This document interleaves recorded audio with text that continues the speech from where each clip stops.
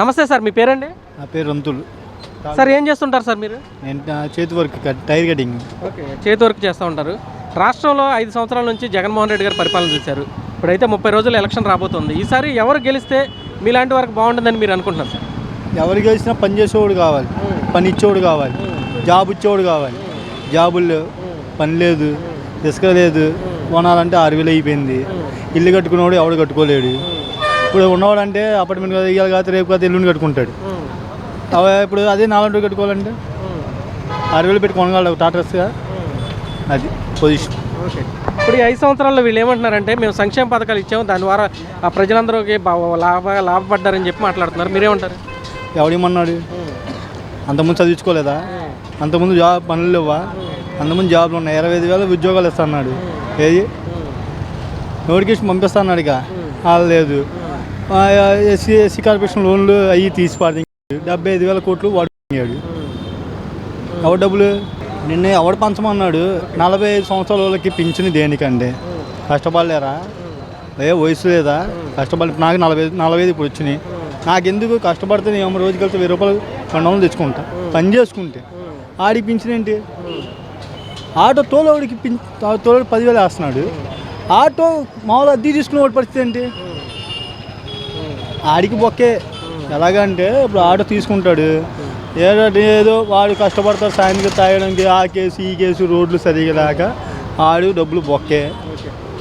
ప్రధానంగా అసలు ఈ మద్యపాన నిషేధం చేస్తున్నాడు కదా, ఈ లిక్కర్ మీద మీ అభిప్రాయం ఏంటి? అసలు నేను చెప్పనా, అసలు వేస్ట్ అన్న, అది మాట్లాడుకోవడం వేస్ట్.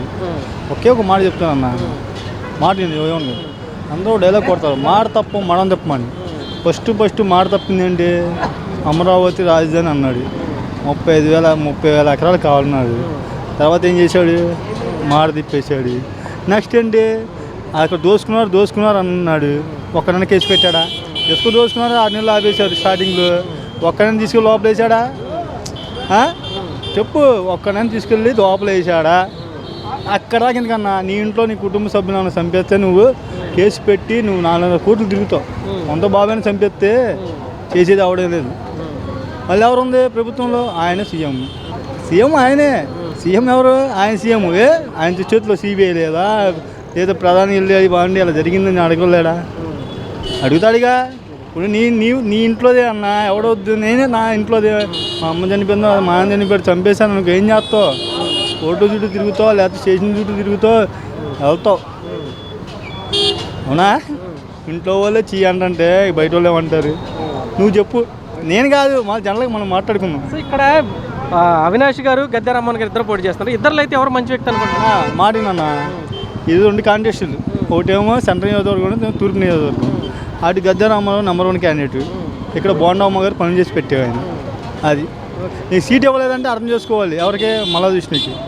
అది సో ఓవరాల్గా అయితే ప్రభుత్వం మారితేనే పని చేసుకునే వాళ్ళకి అభివృద్ధి కానీ బాగుంటుందంట. నువ్వు కష్టపడి అన్నా, నువ్వు పనివా అన్న, నీ ఊరినే చెప్తావేంటి అన్న? పని చేసుకుంటాడు. నువ్వు సంక్షేమం తర్వాత అప్పులు చేశాడు అంతా. 5 సార్లు కరెంటు బిల్లు పెంచాడు. 10 రూపాయలు ఎక్కడ నుండి 6.5 మేము ఛార్జీకి 20 చేశాడు. ఇంకా పప్పులు ఉప్పులు అని కామనే. కరెంటు బిల్లు 5 సార్లు చేశాడు, కామనే. మీ దృష్టిలో ఇటు ఇచ్చి అటు లాగేసుకుంటున్నాడు అంతా. కనపడుతుంది కదా, ఇంక చెప్పేదే ఉంది, కనపడుతుంది కదా. ఇప్పుడు నువ్వు ఇక్కడ నుండి బీచ్రోడ్ వెళ్ళాలంటే 20 రూపాయలు కావాలి, వెళ్ళి రావాలంటే అంత 40 కావాలి. అంతకుముందు అంత 10 రూపాయలు. ఇప్పుడు అంతకుముందు 6 రూపాయలు, ఇప్పుడు అంతా 8 రూపాయలు. ఎంత అయింది? ఎంత పెరిగింది? 2 రూపాయలు పెరిగింది. నువ్వు అన్ని రేట్లు పెంచిపోతే ఇల్లు ఎందుకు పెంచుతారు? నువ్వు డబ్బులు ఎత్తున్నావు, సోమరిపోలు చేస్తున్నావు. నువ్వు పనివ్వు, జాబ్ ఇచ్చి పనివ్వు. అది ఎవరికి? ఒక ఇండస్ట్రీ వస్తే అది ఎవరికి? ఒక చదువుకున్నోడికి. కొన్ని లక్షల మంది రోజు ఇదే కష్టపడి చదువుకొని సంవత్సరానికి ఒకసారి బయటకు వస్తారు. అవునా? అబ్బా నువ్వే అనుకో, మంచి జాబ్ ఉంది అన్న, 15,000 5,000 రూపాయలకి ఏంటన్నా? ఏంటది? వాళ్ళు ఏం చదువుకున్నారు? డిగ్రీ. 5,000 రూపాయలకి ఏంటన్నా? వాళ్ళకి 15,000. నువ్వు చేతనైతే 15,000 వాళ్ళకి నేను ఒప్పుకుంటా. వాళ్ళు వర్క్ చేస్తున్నారు, తప్పది, నేను కాదన్నా. వాళ్ళకి 15,000, వాళ్ళకి 5,000 ఏంటన్న? వాళ్ళ పరిస్థితి ఏంటి? నువ్వు ఆలోచించు. 5,000కి ఏమవుతుంది? నువ్వు 5,000కి ఏమొచ్చింది అన్న? అవునా? 5,000 వచ్చిద్దా? 5,000కి రోజు సపోజ్ బండి వేసుకు వెళ్ళాలంటే 50 రూపాయలు ఆయిల్, నెలకి ఎంత అవుతాయి? 2,000 రూపాయలు ఆయిల్కి అయితే వాళ్ళు ఏం తినాలి? ఏం సపోజ్ ఇల్లు లేదనుకో వాటి పరిస్థితి ఏంటి? అది సంగతి. థ్యాంక్ యూ అన్న. నమస్తే చిన్న, మీ పేరు? నా పేరు సాయిమణి. సాయి, ఏం చేస్తుంటారు మీరు? నేను సూపర్వైజర్గా జాబ్ చేస్తూ ఉంటాను, సైట్ ఇంజనీర్గా చేస్తూ ఉంటాను. ఓకే సాయి, ఇప్పుడు ఈ 5 సంవత్సరాల నుంచి జగన్మోహన్ రెడ్డి గారు పరిపాలన చూశారు. ఎలక్షన్స్ రాబోతున్నాయి. ఈసారి ఏ ప్రభుత్వం వస్తే మీలాగా జాబ్ అస్పిరెంట్స్ కానీ జాబ్ చేసుకునే వాళ్ళకి బాగుంటుంది అనుకున్నారు? జగన్ గారా, చంద్రబాబు గారు? జగన్ గారి ప్రభుత్వంలో బాగానే ఉన్నాయి. చంద్రబాబు మా ఫీల్డ్లో ఏంటంటే చంద్రబాబు గారు వస్తే ల్యాండ్ వాల్యూస్, జాబ్స్, వర్క్స్ ఎక్కువ ఉంటాయి అని మాకు చెప్పారు మా సీనియర్స్. అవి మేము రావాలనే, పవన్ కళ్యాణ్ గారు కూడా రావాలనే కోరుకుంటున్నాం. చిన్న అభివృద్ధి కావాలా రాష్ట్రంలో? సంక్షేమ పథకాలు కావాలా? మీకు ఏం కావాలి యాక్చువల్గా?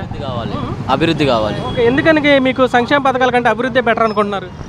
అభివృద్ధి ఉంటే అందరికీ 4 పూట్ల అన్నం దొరికిద్ది, అన్నీ దొరుకుతాయి. సంక్షేమ పథకాలు ఉంటే ఒక రోజుతో అయిపోయిద్ది. ఒక రోజుతో అయిపోయేది అనగా 4 పూటలు ఉన్నదే మనకు కావాల్సింది కోరుకుంటాం. నేను అదే కోరుకుంటాను ఎప్పుడు. సో రాష్ట్రానికి నిజంగా కంపెనీలు కానీ పెట్టుబడులు కానీ వచ్చినాయి 5 సంవత్సరాలు మీకు తెలిసి? ఐటీ నాకు తెలిసినంత కూడా ఐటీలు చాలా తక్కువ వచ్చినాయి. గత ప్రభుత్వం కానీ ఈ ప్రభుత్వంలో ఐటీ కంపెనీలు చాలా తక్కువగా వచ్చినాయి. తెలంగాణ ఐటీతో పోల్చుకుంటే మన ఐటీ జీరో. ఐటీకి ప్రభుత్వం రావాలని, నెక్స్ట్ ఎవరు జగన్ గారు గెలిచినా కానీ చంద్రబాబు గారు గెలిచినా కానీ ఐటీ రావాలని, జాబ్స్ రావాలని కోరుకుంటాం. ప్రజెంట్ అయితే జాబ్స్ చాలా తక్కువగా ఉన్నాయి.